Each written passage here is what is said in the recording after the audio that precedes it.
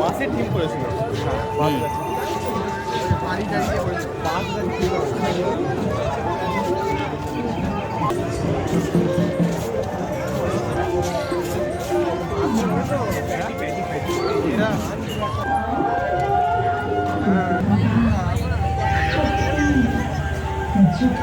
আগে বছর শ্রীরামপুরেতে এরকম দেখেছিলাম।